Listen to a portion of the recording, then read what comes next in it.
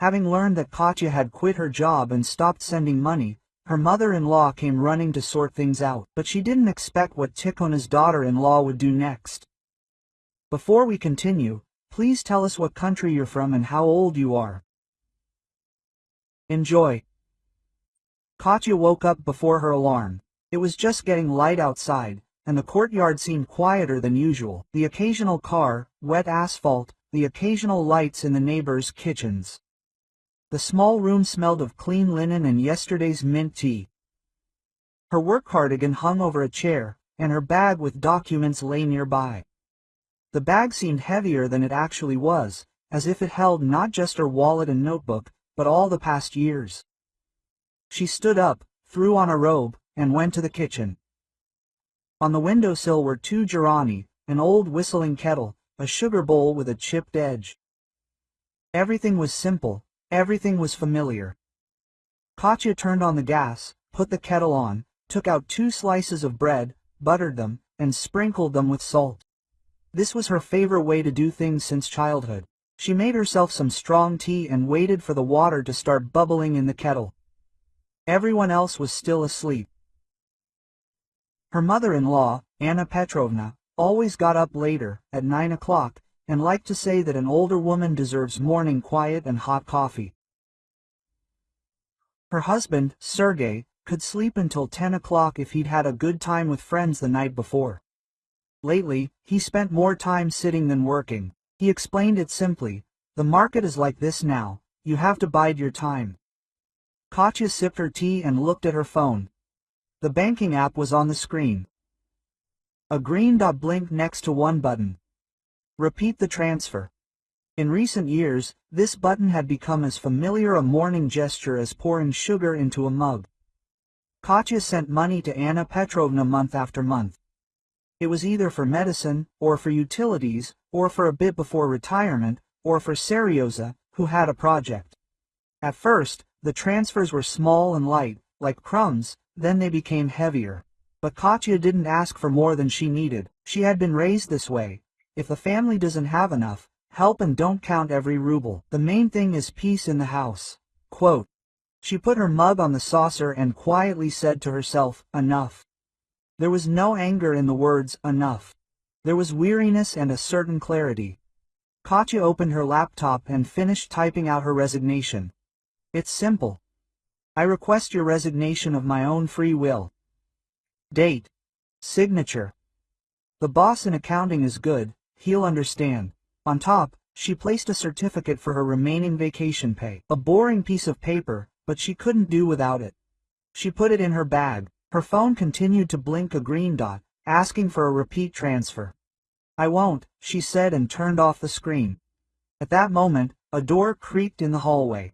Anna Petrovna peered out in a robe, her hair neatly combed. Why are you up so early? She asked, although the answer was already clear. Your reports again? Yes, Katya answered softly. There's a lot of work. There's a lot of work for those who work, Anna Petrovna said, somewhat too cheerfully, and not for those who sit around. By the way, medicine prices went up yesterday. Transfer it to me in the morning, while the discount is valid, and the utilities have come up big. I won't be transferring today, Katya said calmly. And Anna Petrovna, I'm leaving work. The mother-in-law blinked, took a step into the kitchen, and put her hands on her hips. What is this? Some kind of joke. Wonderful. What do we have here, a resort? Who's going to pay? I'm retired. Seryoza is having a hard time now. He's biding his time. And you quit. Her voice wasn't loud, but sharp. Katya put the spoon on the plate and looked her mother-in-law straight in the eyes. The nimble fear that had been living somewhere under her heart for years seemed to recede. There will be no more transfers, she repeated calmly. I'm tired. I've been helping for many years, silently and unconditionally, but I can't do this anymore. And I won't work where I feel bad anymore either. Are you feeling bad? The mother-in-law chuckled. Is it that you haven't seen real life well? We've accepted you, so to speak. And you, oh, better shut up. Go, keep your statement to yourself. Make the transfer and live like normal people. Katya didn't answer, drank her tea, washed her mug, put it on a towel and went to get ready. In the hallway she met Sergey. He was standing, stretching, scratching the back of his head. Quote, "What are you two fighting about here since this morning?" Quote, he said, pretending to be cheerful. Quote, "Nobody's fighting," Katya answered. "I'm leaving work, and there will be no transfer today." Sergey stopped smiling. "Are you crazy? I'm having important conversations right now. The guys and I, well, you know, Mom needs help. She keeps dragging it out. What's wrong with you?" He spread his hands. "And anyway, such decisions need to be coordinated." Quote, "I've coordinated mine with myself," Katya said quietly. "I'm not dragging it out or transferring anymore." Anna Petrovna walked past them. The smell of perfume lingered in the air like a sharp line. She'd coordinated it. "Who did you coordinate this with?" "With your friend Ludmila. She told you all this, and now you're repeating it." It was a thin line, but it's all gone. The mother-in-law snorted and went into the room. Katya put on her coat and went out. It was warm in the accounting department and smelled familiarly of paper, toner, and coffee. Co-workers greeted each other, asking about the weekend, prices, when the snow would melt.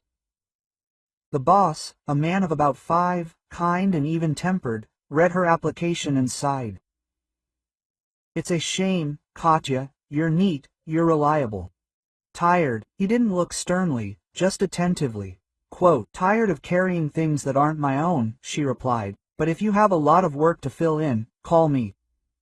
I'll help as a freelancer, but no evenings or weekends." "I'll call," he nodded. "And you're not alone in the world. That's important to remember. Let the house be quieter, and everything else will fall into place." Katya smiled, feeling better.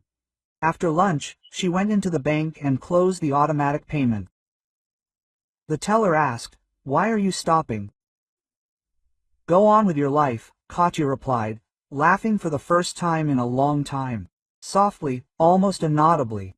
That evening, Anna Petrovna finally couldn't resist. The door opened with the usual laughter. A chill blew in from the entrance hall, and with it, her mother-in-law, wearing a coat and carrying a bag, with a face that mingled resentment and determination. Quote, "Well," she said from the doorway, "I've come to sort this out." Katya had prepared in advance. A neat folder lay on the table. It contained printed bank statements for the last 4 years. Direct transfers to Anna Petrovna's card, utility payments, and pharmacy purchases. Katya had filed everything by month, not to prick, but to put everything in its place in front of herself. Quote, "Anna Petrovna, sit down," she said quietly. "I'll stand up and say, my mother-in-law waved me off. What have you come up with? Do you think I'll accept your reports? You're obligated to help. You're in our family, we can live without you too. But what about my son? You owe him. He's a young professional, he has prospects, and he has to think about where to get a living because you decided, you're tired. And I have high blood pressure, my medicine is expensive. Do you even understand what responsibility is?" Katya opened the folder. Even columns of numbers on white paper looked at her mother-in-law like small but honest eyes. Quote, "All the transfers are here," she said. "I'm not accusing anyone of anything. I helped as best I could. I don't regret it, but now I can't anymore. I want to live in a way that doesn't make me collapse from exhaustion in the evenings, and I want us to respect each other, not measure love by amounts. This is not bargaining." Anna Petrovna took one of the printouts, ran her eyes over it, her lips pursed. Her apparent confidence wavered for a second. "Well," she waved the piece of paper. "What's this? Are you trying to shame me? My pension is small, I'm not asking for more. You're a woman, you should bring peace to the house, not sparks. We took you in, we gave you a roof over your head. Do you even understand that without us, who are you?" "A person," Katya answered calmly, "who can live independently and respect herself." Independently, her mother-in-law chuckled. "Who's going to rent you an apartment you won't regret? And how will you get the money if you quit? You won't last a week without me and Seryoza." "I'll survive," Katya said. "I'm an accountant. I'll find work. I've already arranged with my former boss for a part-time job, and I'll move out tomorrow." Anna Petrovna was speechless for a second, then looked at Sergey, who was standing silently in the doorway, and shouted, "Seryoza, tell your wife, are you her husband or what? What are you looking at? Do you agree with her leaving us?" Sergey stepped closer, stood awkwardly, shuffling his slipper. "Katya?" he began hesitantly. "Well, where are you going? Let's live peacefully, make the transfer, and then we'll sort it out." "We've already sorted it out," Katya replied. "I can't lose myself. I've lived on other people's terms for too long." Anna Petrovna raised her chin. "Go," she said sharply. "Go, we'll see how you sing in a month." Katya nodded, closed the folder, and put it back in the drawer. She quietly said to Sergey, "The mover will come tomorrow, I'll only take what's mine. Don't worry." He just nodded and turned away. The new apartment was small but bright. The windows overlooked the courtyard, where 2 birch trees and an old bench grew. There was gas in the kitchen, and the bathroom had old but clean tiles. The landlady, a quiet woman with kind eyes, said, "Pay on time, and there will be peace. I don't interfere in other people's lives, as long as it's clean." Katya smiled. "It will be clean." The move took half a day. A broad-shouldered mover from the moving service carefully carried in the boxes, the bed, a small table, a chair, a box of books, and a curtain rod. He didn't charge much and even helped hang the curtain rod. As they parted, he said, "You'll have a cozy place, you can see it right away." Katya got out a clean tablecloth, spread it on the table, and put the kettle on. She placed Girani on the windowsill, just like at home. In the evening, she bought bread, milk, and a pack of thyme tea at the nearest store. Mom brought the jam herself in 3 jars, currant, apricot, cherry. She barely slept the first night, but not from anxiety, but from the unfamiliar freedom. In the new silence, she could hear the water dripping in the bathroom at night, once, twice, 3 times, and then silence again. Each drop seemed to fall on an old fear and wash it away. Morning came with a quiet light. Katya got up and opened the window. The wind rustled the hinges. It was May. She found a job quickly. Her former boss outsourced some of the paperwork. Things picked up. There was enough money for rent, groceries, medicine for her mother, and small joys. The greatest joy is silence. A small mug of the right tea in the evening. Sometimes Sergey called her. His voice was tired. Quote, "How are you?" he asked. "Fine," Katya answered. "I'm working. How are you?" Just like that. Mom's grumbling. "It's tough at work. Could you lend me some?" Katya said softly but firmly, "Seryoza, no, you're an adult, cope. Let's not talk for now." Quote. He sighed, mumbled, understood, and moved on. "I'll call later." He didn't call. And thank God, Anna Petrovna didn't call for 3 long weeks. Then she finally wrote a short message. "I went to the doctor. I bought some expensive pills. Anyway, if you can, transfer them." Katya typed back. "The medication will be reimbursed under the program. Check with your therapist. I won't send any money. Take care." And she turned off the phone. It wasn't easy for her. But the first night of unaccustomed heaviness showed that she was doing the right thing. Ludmila, a colleague and friend, dropped by for tea in the evening and brought potato and green onion pies, 2 pears, and chocolate. "So what?" Quote. She looked around and smiled. "You feel at home here already?" "I'm at home here," Katya corrected. They sat in the kitchen and talked, as women do, briefly, without big words, but to the point. Ludmila told them the latest news. The accounting department bosses had a granddaughter. The neighbors were arguing over parking again. Cabbage prices have gone up and aren't looking back yet. I wanted to tell you. Ludmila sipped her tea. "We decided to hold an alumni evening at my daughter's school. There will be kids from our classes, parents, and guests. You and I studied in that area. We'll go. We'll just sit in the assembly hall, listen to songs, meet friends." "We'll go," Katya nodded. It couldn't get any worse. The alumni evening turned out to be warm. The assembly hall smelled of the stage and old curtains. In the hallway, there was the rustling of papers and the apple scent of school cafeterias. The hall was full. Some sat just like they had in childhood, some leaned back relaxed, some whispered like they were in 8th grade before a test. Children sang loudly on stage, not always on time, but sincerely. Adults followed them, sometimes teachers with funny memories, sometimes parents with warm words. Katya, sitting in the 3rd row, suddenly found herself smiling naturally. A man walked onto the stage with a camera around his neck.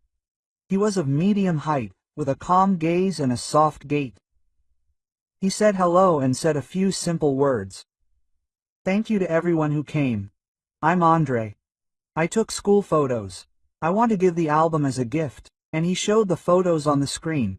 A snow-covered yard, school windows in the morning, a teacher adjusting glasses, children heading to the cafeteria. A whole little life. After the concert, Lidmila introduced them. "Andre, this is Katya. We went to school together in this neighborhood. And this is Andre, the photographer." Andre took the camera from his neck and smiled.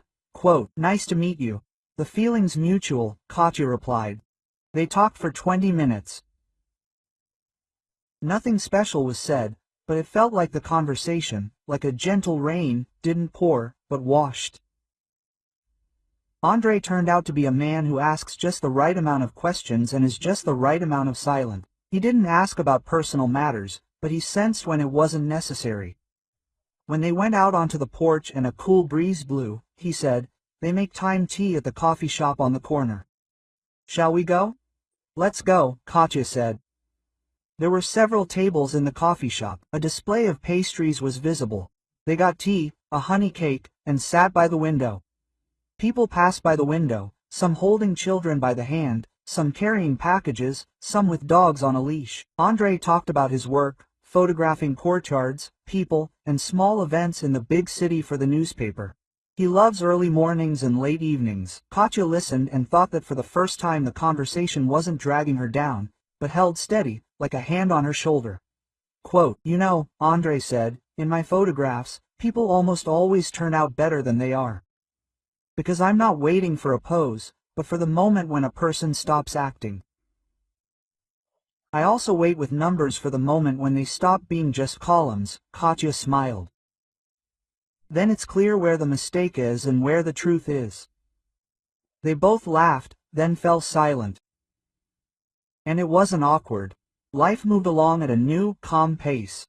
Katya got used to hearing the clock ticking in her apartment in the evenings, and the crows landing on the birch trees in the mornings. Andre often stopped by along the way, bringing bread and milk, sometimes a bouquet of daisies or roses.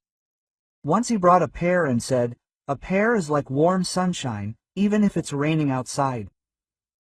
Katya laughed, but accepted it. They cooked dinners together, went to the park, shared a little. And in this little there was something that had been so lacking before. Respect without measure, and attention without demands. Sergey would occasionally appear on the phone again, texting briefly, "How are you?" Mom would ask. Then, "I need help."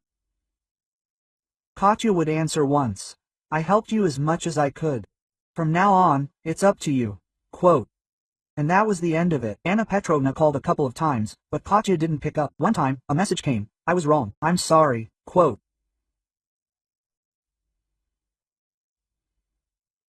She read it, put the phone on the table, and thought, "Time will decide everything." One day, in late autumn, she met Anna Petrovna on the landing. She was standing, clutching a bag of groceries to her chest. She looked tired and older than before. There was no anger in her eyes, only weariness. "Katya," said the mother-in-law, "I wanted to say I was wrong. I didn't count. I'm used to you doing everything next to me, and it was as if I did everything myself. Forgive me." Quote. Katya nodded. "I'm not offended," Anna Petrovna replied. "Take care. Ask about a discount at the pharmacy. You're entitled to one." Quote. "I asked," she nodded. "Thank you." They stood next to the railing. Life itself said important words, and they were only short. And that was enough. Katya and Andrei went to the sea in winter for 4 days. The sea was gray, large, calm. The wind blew, it smelled of seaweed and salt. They walked along the embankment in scarves and hats, laughing. Andrei took pictures of birds against the background of the waves. Katya, his back and footprints in the sand. In the evening they drank tea in the room, listened to the radio. Conversations did not drive anywhere. There was no reason to rush. The feeling that this was home it appeared not in the apartment, but on this cold embankment, where footsteps rustled and seagulls argued in the sky. In the spring, when the birches under the window again put out sticky leaves, Katya said, "I don't want to be afraid anymore." Andrei replied, "There's nothing to be afraid of anymore." And he took her hand. A year later, they signed the marriage certificate. Without a noisy wedding and toasts. They came together. With them, Katya's mother and Lyudmila. Anna Petrovna didn't come. She sent a bouquet of chrysanthemums and a card. Happiness without a signature. But Katya knew the handwriting. She put the flowers in a vase and decided that the past shouldn't be dragged along like a heavy bag. Let the good things that were remain. A couple of months later, Katya realized that the fatigue wasn't from work. She took a test and was surprised at how her fingers trembled. The 2 stripes were even, like 2 columns in a table. She sat on the edge of the bed, holding the test in her palm and listening to the clock on the wall say, tick-tock. The heart said, live, live. Andrei came in, sat down next to her, didn't ask for details, just hugged her, said, "Thank you." Nothing more was required. Sergei saw Katya by chance at the market. She was choosing apples, adjusting her scarf. Her belly was already visible. Andrei was standing nearby, smiling at the seller, shielding Katya from the wind with his shoulder. Sergei stood at the counter with vegetables, looking and didn't know what to do. "Come up, say what, forgive me, for what, for everything." He stood there for another minute and went to the exit. Anna Petrovna called Katya that same evening. Her voice was not stern. "Katyusha," she said, "I saw you. Congratulations, sincerely. If you need help, I can cook compotes and knit loose-fitting shirts." Katya smiled. "Thank you. Cook compotes, they will come in handy when you come to visit." "I'll be there," said the mother-in-law. And it was true, she arrived. She brought jars of apple compote, knitted 2 tiny hats, sat on a stool, looked at Katya and Andrei, and was silent. Then she said quietly, "Thank God." Then they talked about simple things, about the weather, about the price of buckwheat, about the neighbor's cat having completely gone wild. Life returned to its path, but without those sharp stones that had previously been so easy to trip over. The girl was born in the summer, small, warm, with tiny fingers. They had thought of a name in advance, Polina. The room smelled of baby cream, clean diapers, and something very light that you can't describe with a word. The first weeks were like the fog of sleep and days. Katya was learning to be a mother, Andrei a father. There was fatigue, but also with clarity. At night, when Polina fell asleep, they sat in the kitchen, drank tea and were silent. And this silence was more complete than all the right words. Life it didn't become a fairy tale. There was work, there were bills, there were purchases and repairs, there were small fatigues and small joys. But in the house there was nothing that used to weigh on the heart like a stone. There was no eternal feeling of ought. There was, I love and respect. These words were rarely spoken out loud. They lived in deeds. Once a week they went to the park with Polina. Andrei took pictures of leaves. Polina stretched her hands towards the light, laughed simply in the way that only children can. Katya walked alongside and felt how everything in her chest fell into place. At such moments, she remembered that green button to repeat the transfer, and thought how easy it is to live your whole life with one click, and how important it is to undo it one day. If one of the neighbors asked Katya how she managed all this, she would answer simply, "I stopped making excuses for other people's decisions and began to live." And the hardest thing was to say no without shouting, but this no turned out to be the beginning of yes. If Anna Petrovna was asked what she realized this year, that quiet doesn't mean weak. And that it's not other people's money that counts, but your own words. If Andrei were asked what happiness means to him, he would smile. Tea with time in the kitchen and Polina laughing in her sleep. And all together, without much fanfare, it all added up to a simple and real life, where kindness isn't weakness, but strength, and calm isn't submission, but choice. And that was the main thing. That was the main thing.